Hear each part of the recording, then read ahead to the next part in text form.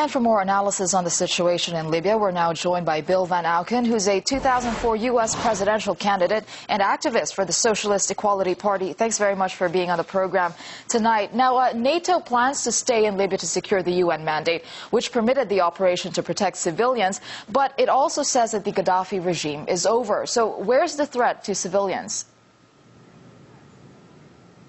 Well, I think the threat to civilians is quite clear. I mean, they are living in a war zone. They're living in an area of humanitarian catastrophe.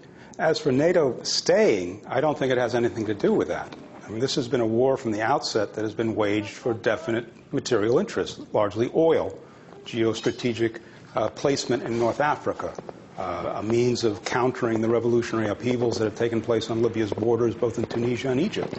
Now, what will NATO do in its staying? I mean, it says it's protecting civilians, yet it's been leading an air war against civilians. It's trained so-called rebels who have now been implicated in massacres of civilians, including sub-Saharan African migrant workers. So I think this bodes very poorly for the future of Libya, and I think more broadly that this is a threat to people throughout North Africa and indeed across the world. Okay, now we have so many members of the international community having their own say on the situation in Libya. I mean, we have the African Union, you have Russia, and then you have the EU. Who's got the loudest voice, do you think? Well, the loudest voice is maintained by the major powers. I mean, they have the bulk of the media, they have the bulk of the money. So the United States, Britain, France, and Italy, to some extent. I mean, these powers have essentially portrayed this intervention as a humanitarian venture to protect civilian life. This has been a fraud from the outset. It's hardly a new excuse for the United States. I think you could go back to 1898 and say every war ever waged by the United States, by U.S. imperialism, has been waged in the name of protecting civilians, humanitarianism, and democracy.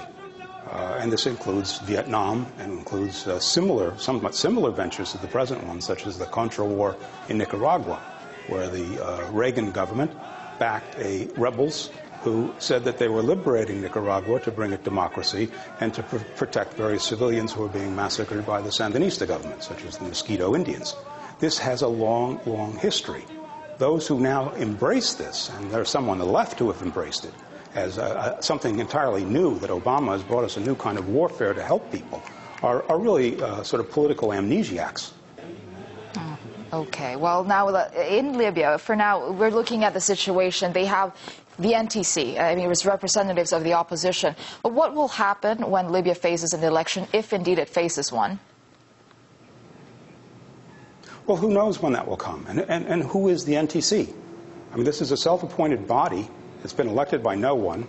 It includes people who were in Gaddafi's government as recently as February. It includes various people who work with Western intelligence agencies.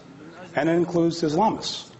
I mean, and it does not appear that the NTC has control. They have yet to set foot in Tripoli. And the man who is calling himself the military commander of Tripoli is a former al-Qaeda operative, Belhaj, Abdel Hakim Belhaj.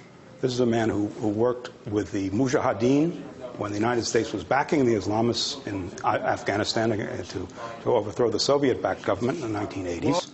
He then went on to establish the Libyan Islamic Fighting Group, then hooked up with al-Qaeda, set up training camps in Afghanistan, was there when the United States invaded in 2001, finally was caught by the United States, tortured, imprisoned, and sent back to Gaddafi in 2004. Gaddafi released him last year as part of an attempt to make amends with some of the Islamists, and then he set up his movement again, this time with U.S. backing.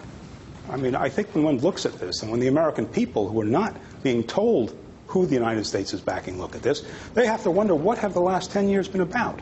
We're coming up to the anniversary, the 10th anniversary here in New York of September 11th. We've been told for 10 years that the greatest threat to the American people is al-Qaeda.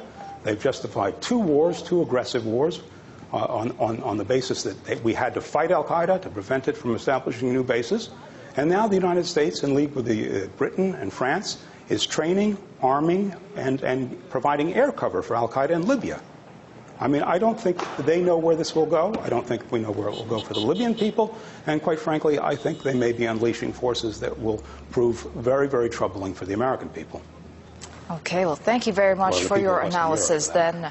Thank you. Bill van Auken, who's a 2004 U.S. presidential candidate and activist for the Socialist Equality Party.